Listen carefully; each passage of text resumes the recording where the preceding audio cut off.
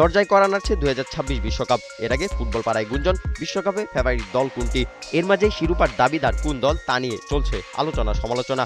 ২০২৬ বিশ্বকাপকে সামনে রেখে সম্ভাব্য চ্যাম্পিয়ন নিয়ে ভবিষ্যৎবাণী করেছেন ইংল্যান্ডের সাবেক তারকা গ্যারি লিনেকার। তার মতে শক্তিশালী স্কোয়াড থাকা সত্ত্বেও ইংল্যান্ডের চেয়ে শিরোপা জয়ের দৌড়ে এগিয়ে আছে স্পেন ও France. The rest is football পডকাস্টে লিনেকার জানান, বুকমেকারদের চোখেও স্পেন এগিয়ে, তারপরে আছে ইংল্যান্ড, ফ্রান্স, আর্জেন্টিনা ও ব্রাজিল। তবে নিজের পছন্দের তালিকায় স্পেনকে সবার উপরে রেখেছেন তিনি। লিনেকার মনে করেন, সাম্প্রতিক স্কোয়াড ও ফুটবলারদের পারফরমেন্স বিবেচনায় বিশ্বকাপের অন্যতম হট ফেভারিট স্পেন। তারপরে ইংল্যান্ড, ফ্রান্স, আর্জেন্টিনা, ব্রাজিল, এই ৫ দলই বড় দাবিদার।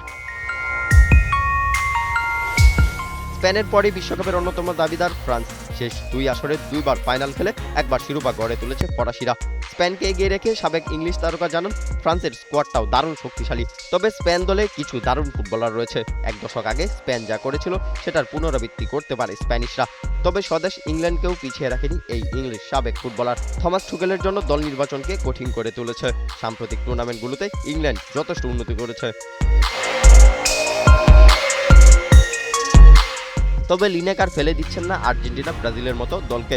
দলগুলোতে বিশ্বমানের ফুটবলাররা আছেন, আর বৈশ্বিক টুর্নামেন্টে ব্রাজিল, আর্জেন্টিনা তুলনামূলক ফেভারিট হয়ে অংশ নেয়। তবে লিনেকারের চোখে আরও একটি দল শক্তিশালী হয়ে বিশ্বকাপে যাবে, তা হলো ক্রিস্টিয়ানো রোনালদোর দল পর্তুগাল। স্পেনকে হারিয়ে ইউরোপা নেশনস কাপ জিতে আগেই বার্তা দিয়ে রেখেছিল রবার্তো মার্তিনেজের দল, বিশ্বকাপে পর্তুগালই হবে আউটসাইড ব্যাট। রাবিদ বিন হুসাইন, ৭১।